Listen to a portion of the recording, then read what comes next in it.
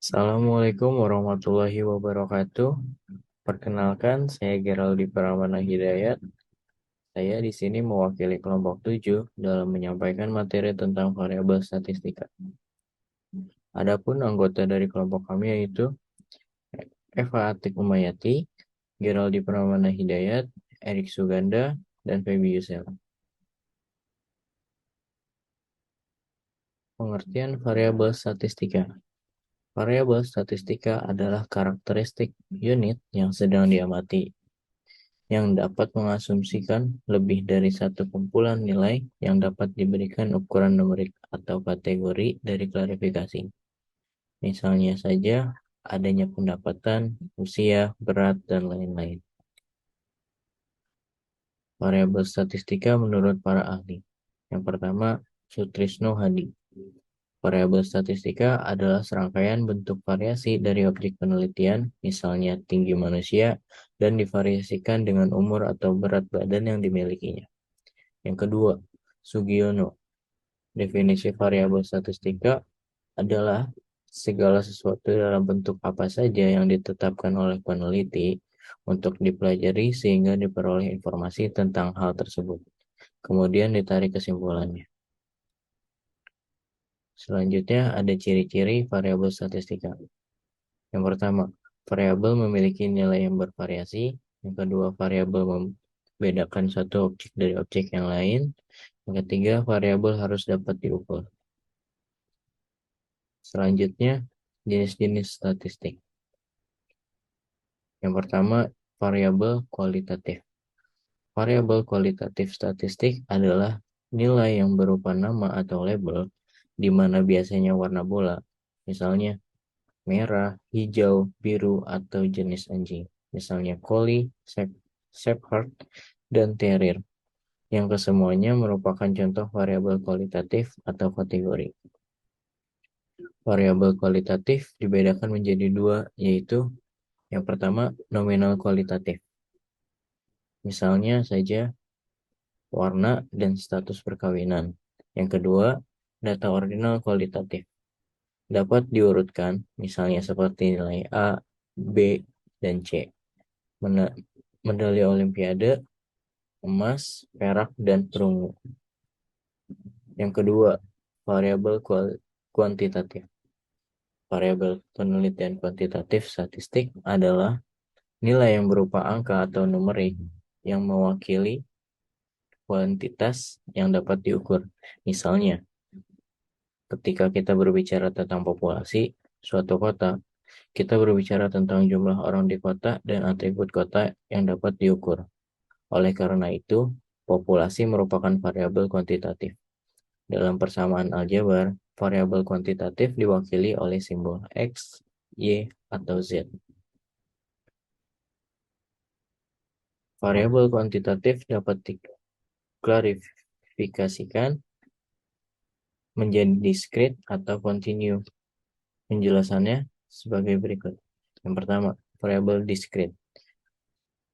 Variabel yang hanya dapat mengambil sejumlah nilai atau dengan kata lain, variabel diskrit adalah variabel yang hanya menerima nomor yang terisolasi, misalnya jumlah anak atau jumlah mobil yang diparkir.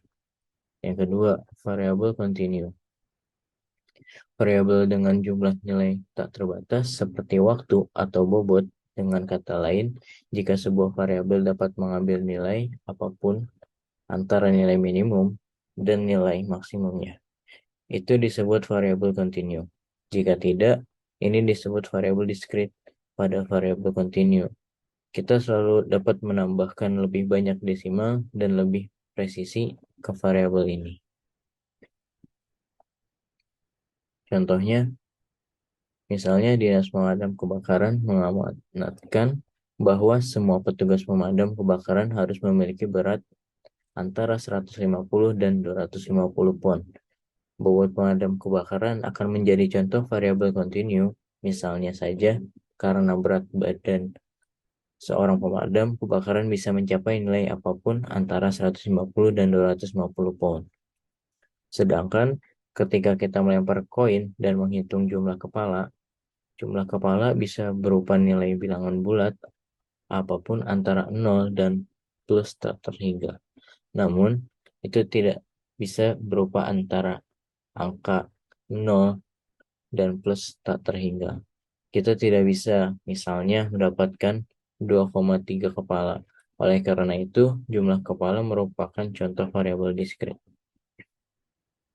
Selanjutnya, hubungan antar variabel. Ditinjau dari segi hubungan antara variabel, dalam statistik tentunya bukan hal yang asing di telinga kita, yang disebut dengan variabel bebas dan variabel terikat. Yang pertama, variabel bebas. Variabel bebas atau independen terkadang disebut variabel eksperimental atau prediktor. Variabel yang dimanipulasi dalam eksperimen untuk mengamati pengaruhnya terhadap variabel dependen.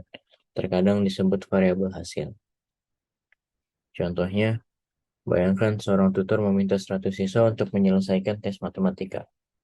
Tutor ingin tahu mengapa beberapa siswa berprestasi lebih baik dari yang lain.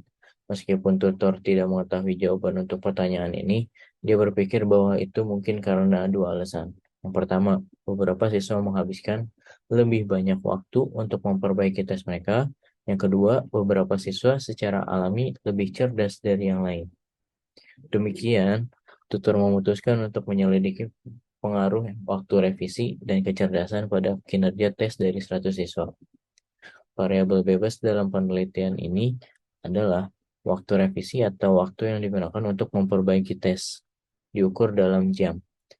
Dan kecerdasan diukur menggunakan skor IQ. Sedangkan variabel terikatnya adalah skor tes, diukur dari 0 hingga 100. Yang kedua, variabel terikat. Variabel terikat atau variabel dependen adalah variabel yang dipengaruhi oleh variabel bebas. Oleh sebab itu, variabel terikat juga dikatakan sebagai variabel terpengaruh. Contohnya, dalam kasus di atas pada contoh variabel bebas, skor tes yang dicapai seorang siswa bergantung pada waktu revisi dan kecerdasan. Sementara waktu revisi dan kecerdasan variabel independen mungkin atau tidak mungkin menyebabkan perubahan pada nilai tes variabel dependen. Kebalikannya tidak masuk akal. Dengan kata lain, sementara jumlah jam yang dihabiskan siswa untuk merevisi dan semakin tinggi skor IQ siswa dapat atau mungkin tidak mengubah nilai ujian yang dicapai siswa. Perubahan nilai ujian siswa tidak berpengaruh pada apakah siswa merevisi lebih lama atau menjadikan siswa lebih cerdas. Ini sama sekali tidak masuk akal. Oleh karena itu, tujuan penyelidikan tutor adalah untuk menguji apakah variabel independen ini, waktu revisi, dan IQ menghasilkan perubahan dalam variabel dependen, skor tes siswa. Namun, perlu juga dicatat bahwa meskipun ini adalah tujuan utama eksperimen, tutor mungkin juga tertarik untuk mengetahui apakah variabel independen, waktu revisi, dan IQ juga terhubung dalam beberapa hal. Variabel secara umum ada 20. Yang pertama, variabel aktif, variabel antecedent, variabel atribut, variabel biner, variabel kovariat, variabel kriteria, variabel dikotomis, variabel endogen, variabel eksogen, variabel pengenal, variabel interval, variabel intervening atau mediasi, variabel laten, variabel manifest, variabel moderasi, variabel gangguan, variabel hasil, variabel polikotomi, variabel prediktor, dan yang terakhir variabel skala. Variabel berdasarkan data statistik. Yang pertama, data univariat. Ketika kita melakukan studi yang melibatkan hanya satu variabel, kita dapat mengatakan bahwa kita bekerja dengan data univariat. Misalnya, kita melakukan survei untuk memperkirakan berat rata-rata siswa sekolah menengah. Karena kita hanya bekerja dengan satu variabel, berat atau bobot, kita akan bekerja dengan data univariat. Yang kedua, data bivariat.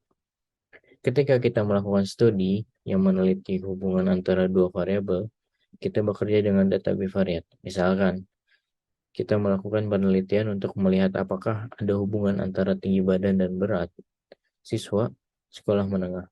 Karena kita bekerja dengan dua variabel, tinggi dan berat, kita akan mengerjakan data bivariat. Sekian yang telah saya sampaikan. Apabila ada kesalahan atau perkataan yang kurang berkenan, mohon dimaafkan. Terima kasih. Wassalamualaikum warahmatullahi wabarakatuh.